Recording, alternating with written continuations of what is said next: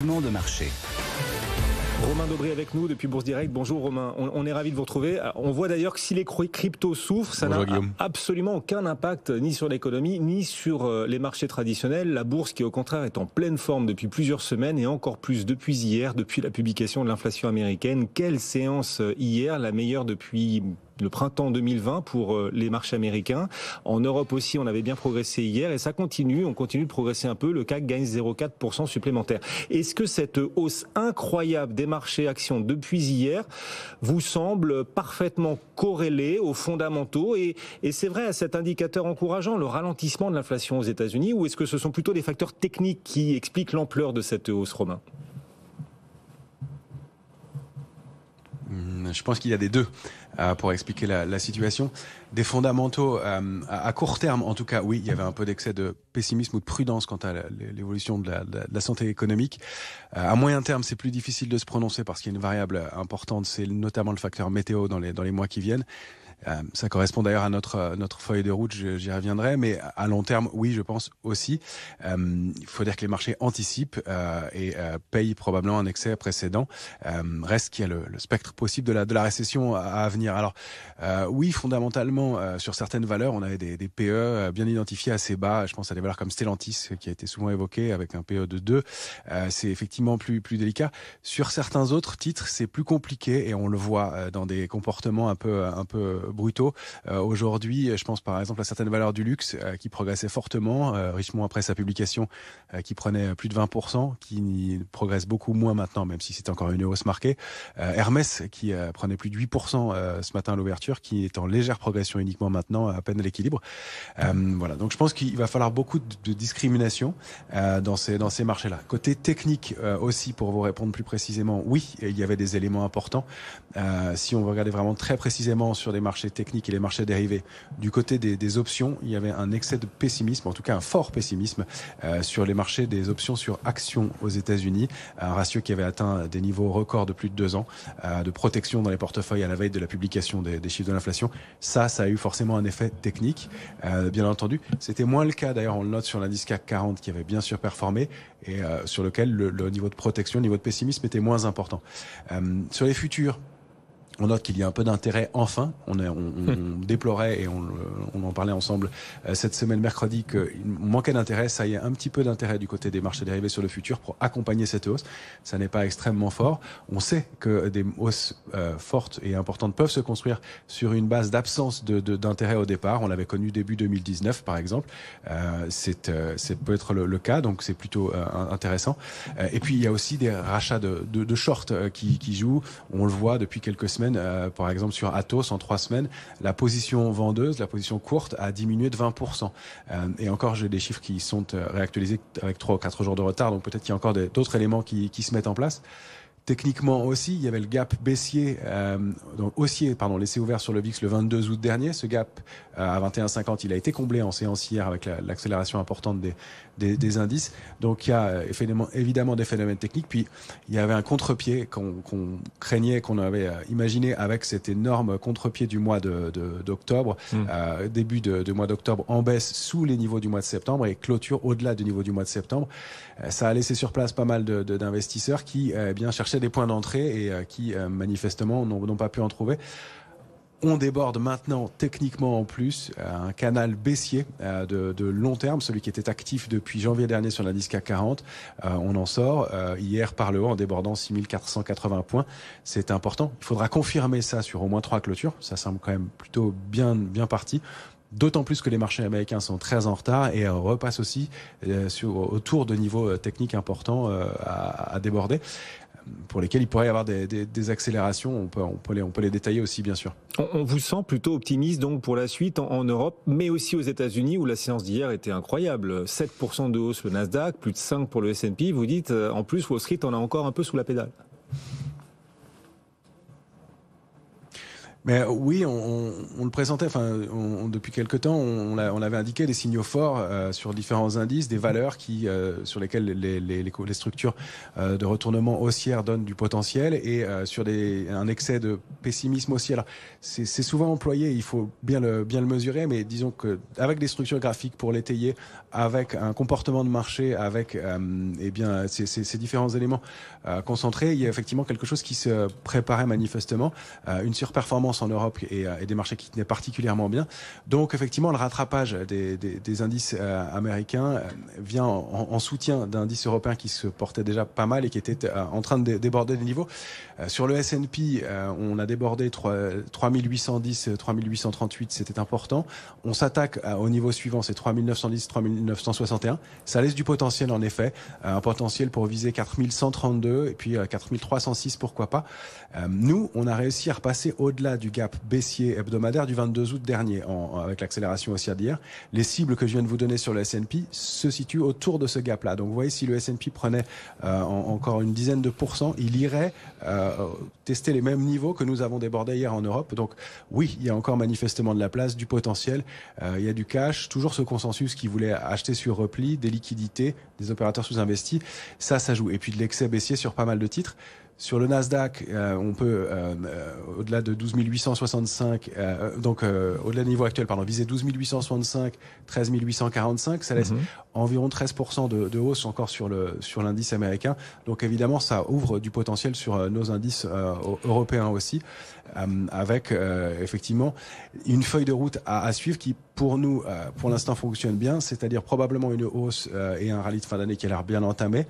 On sera plus méfiant et plus circonspect en début d'année, puisque justement il y a des incertitudes à ce moment-là et peut-être un besoin de consolider un mouvement qui est un peu brutal pour l'instant. Alors évidemment à très court terme, qu'on digère une séance de hausse de plus de 7% sur le Nasdaq, qu'on consolide un petit peu, et tant qu'on reste à Paris par exemple, au-delà de 6440, 6480 points, qu'on aille retester ces niveaux-là pour consolider, c'est possible, mais globalement, qu'on connaisse des mouvements baissiers un peu plus marqués par la suite, c'est possible. On verra où on en est. Pour l'instant, on cible des hausses, vous l'avez compris, de l'ordre de 5, 7 à 10% selon les indices. Oui, la direction de fond est peut-être plutôt haussière. On verra jusqu'à quand. Vous avez fixé quelques niveaux, quelques objectifs techniques pour nos auditeurs et téléspectateurs, toujours utiles. On essaie de leur apporter un coup d'avance, ce coup d'avance qui permet de faire la différence. Et c'est aussi pour cela que l'analyse technique est aussi importante. Du côté des valeurs, du coup, des titres, des sociétés qui composent la cote, où se situe le potentiel? Si les marchés, même si ça passera peut-être par des phases de prise de bénéfices, mais si sur le fond, dans la tendance moyen terme, le marché poursuit son rebond, quel titre, d'après vous, d'un point de vue technique, pourrait le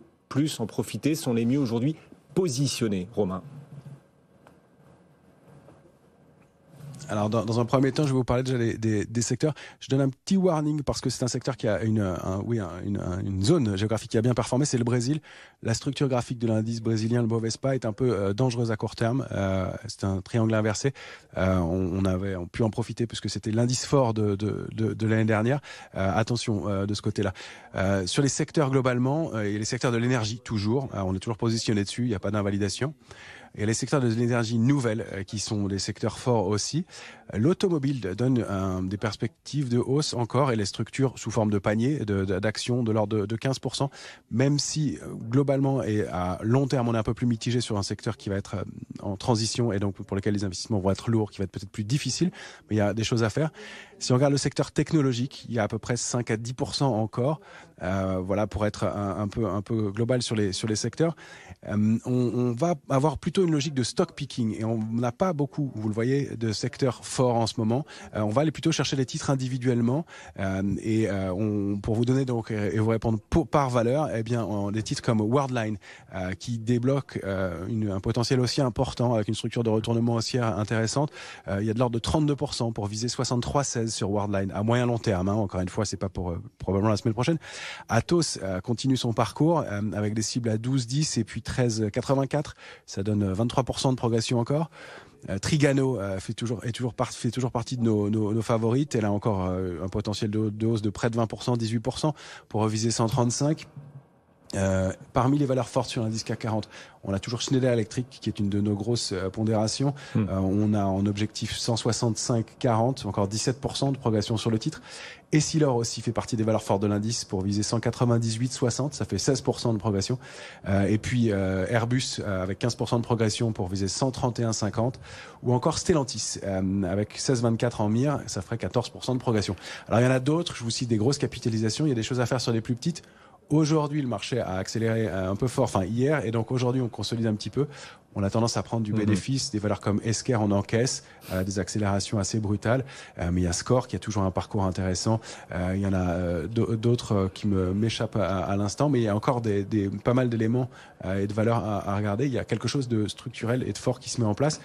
Il va encore y avoir de la volatilité dans les semaines qui viennent, mais on décante un mouvement qui était assez négatif et assez baissier pour probablement quelque chose de fort pour le long terme. Parmi les valeurs qui réagissent fort aussi aux annonces aujourd'hui, sur son EBITDA, Casino en tête même du marché parisien, plus de 11% de hausse. Puis alors hier, on a suivi la Bérésina de Téléperformance, énorme controverse sociale, des pratiques sociales dénoncées en Colombie. Hier, donc, le titre a fini par être suspendu. Il perdait 33%. Aujourd'hui, le rebond de Téléperformance est vraiment très, très poussif. Romain, Téléperformance gagne à peine 2,5%. Quel potentiel d'un point de vue technique sur ce titre après l'incroyable baisse d'hier? Alors c'est toujours le principe d'une société qui baisse fortement. Quand on regarde graphiquement, on n'a évidemment pas de figure de retournement haussière dans l'immédiat. Les gros niveaux de support et la zone à regarder, c'est 144,5, 150. Ça laisse encore une dizaine de % sur les plus bas touchés hier. Et ça, c'est un niveau de support qu'on pourra observer et voir comment la valeur se comporte sur ces niveaux-là, si elle se retourne. En général, ce genre d'histoires prennent beaucoup de temps. L'intervenant précédent tout à l'heure indiquait des titres qui avaient pas mal baissé et pour lesquels ça avait duré. J'ai en tête, moi, Sanofi, qui avait fait une annonce dans le courant de l'été, qui avait perdu 20% immédiatement. On pouvait y trouver des points d'entrée. Elle a rebondi par rapport à ses cours actuels de 15% uniquement. Elle est loin d'avoir retrouvé ses niveaux d'annonce précédentes. Et sauf quand il y a ce qu'on appelle un gros doigt, un problème technique ou un trou d'air ponctuel sur une valeur, quand il y a une baisse comme ça, dans des proportions pareilles, avec des accélérations baissières et du volume, on retrouve rarement des points d'entrée très intéressants, alors, sauf pour des investisseurs de très long terme. Et encore, il faut que la situation se décante. Donc on n'est pas du tout preneur de ce genre de dossier. On reste très en retrait. Et s'il y a des structures de retournement qui se mettent en place, pourquoi pas. C'est en général assez peu probable. Ça met beaucoup de temps. Donc on reste vraiment en retrait. Et c'est vrai que quand controverse ESG, quand controverse sociale il y a, alors souvent ça impacte très très lourdement les titres, et on l'a vu donc hier sur Téléperformance, et ces mêmes titres mettent souvent des années à retrouver le niveau qui était le leur avant le déclenchement de la controverse. On verra si c'est le cas aussi pour Téléperformance, mais en plus la fragilité supplémentaire de Téléperformance, c'est que 20% du flottant est détenu dans des fonds socialement responsables qui voudront donc sans doute se délester de cette valeur parce qu'elle fait pas très jolie par les temps qui courent et avec le bruit qu'il y a en ce moment sur Téléperformance. Bon, on verra si ça fait encore un peu pression sur cette valeur qui a bien du mal à rebondir après son incroyable baisse d'hier. Téléperformance gagne à peine 2% aujourd'hui. Un dernier mot quand même sur les devises. L'euro-dollar, et le dollar a un plus bas de 3 mois face à l'euro depuis le chiffre d'inflation, l'inflation qui ralentit aux États-Unis. Ça a permis au dollar de se dégonfler un peu, donc plus bas de 3 mois face à l'euro. L'euro vaut actuellement un peu plus $1,02. Est-ce que vous pensez que cette tendance au rebond pour l'euro face au billet vert peut durer, Romain? Oui, il y a quelque chose qui s'est mis en place cette fois-ci. On avait des signaux d'arrêt dans la baisse dans un premier temps. Et là, ce sont des structures de retournement, en tout cas sur le dollar, qui se sont mises en place. En fait, sous le niveau de 105, on a encore environ 3% de baisse. Et pour aller cibler des niveaux un petit peu intermédiaires, on a rompu le canal haussier au sein duquel le dollar évoluait depuis maintenant plus d'un an. Et donc, il y a un vrai coup d'arrêt et donc probablement une pause qui se met en place, même si l'accélération était tellement brutale que les cibles sont déjà quasi atteintes pour le mouvement, mais en tout cas une détente et qui manifestement donne aussi un peu d'air au marché action. Romain Daubry avec nous en direct depuis Bourse Direct. Merci beaucoup Romain de nous avoir proposé ces quelques signaux techniques, ces quelques seuils à suivre dans les prochains jours et les prochaines semaines sur les